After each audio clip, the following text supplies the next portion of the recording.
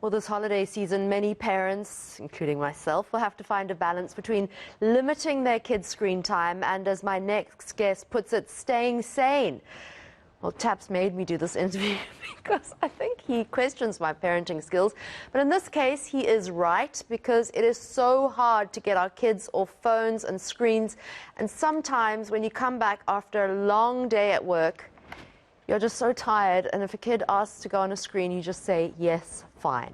Well, it's certainly having an impact on young minds, and we're learning more about it every day.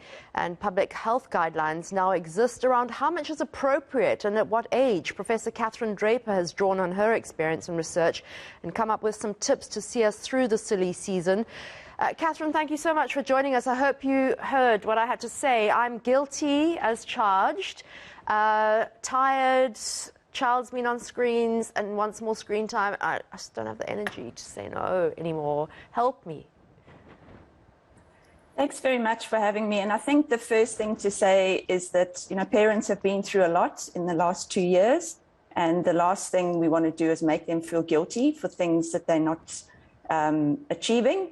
And really, it's about making positive steps in the right direction rather than getting right every single time, and just acknowledging that the healthy choice around these behaviors is not always the easy choice, but where we can, to nudge things in the right direction. Catherine, what is the healthy amount of screen time, would you say, that's not school-related, but about watching FIFA or playing some kind of game or watching streaming movies? So it depends on the age group, and this really acknowledges that children and adolescents have different developmental needs across the life course. So what is recommended is that children under the age of 2 are actually not exposed to screens at all, because it's not the most beneficial thing for the development, particularly of their brains and their social skills. And then children over the age of 2 and up to the age of 5, we recommend not more than an hour of screen time a day.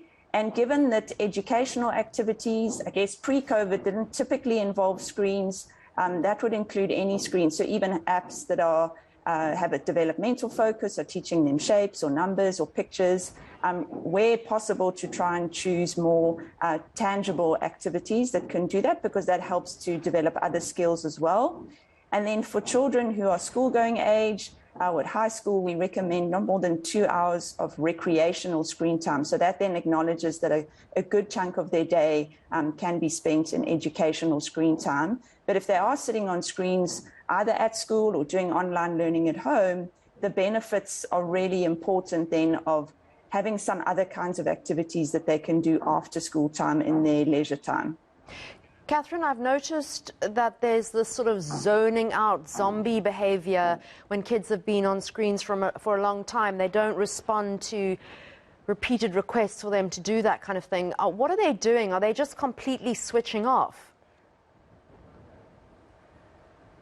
So that's not entirely my area of expertise in kind of terms of what happens neurologically when they engage in those behaviors. But it is partly, I think, because those kinds of activities are not necessarily tapping into the things that are helping their development. So if you think of children and adolescents of all ages need to develop social skills, and doing that one-on-one with other children, with other caregivers or siblings or other children in the neighborhood, that can be so much more beneficial to draw out those important skills. So where those skills are not necessarily being tapped, or their minds are not necessarily being engaged in a way that helps them to develop cognitively or neurologically, then you can see that some of those systems might then kind of get put in park while they're engaged in a screen, which is not necessarily then helping them from a developmental perspective.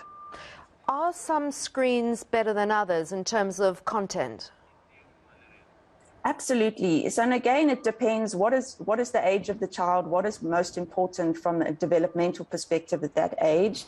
And so, if children are getting ready for school, children want parents want their children to be well prepared for school. So things that teach them basic early numeracy, early literacy skills, colors, shapes, those kind of things those are more beneficial than for younger children who are getting ready for school.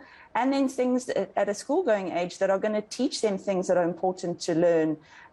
So, for example, for adolescents, it's really important that they develop healthy relationships with their peers. So are they being exposed to screens and screen content that is actually benefiting them in terms of that aspect of their development?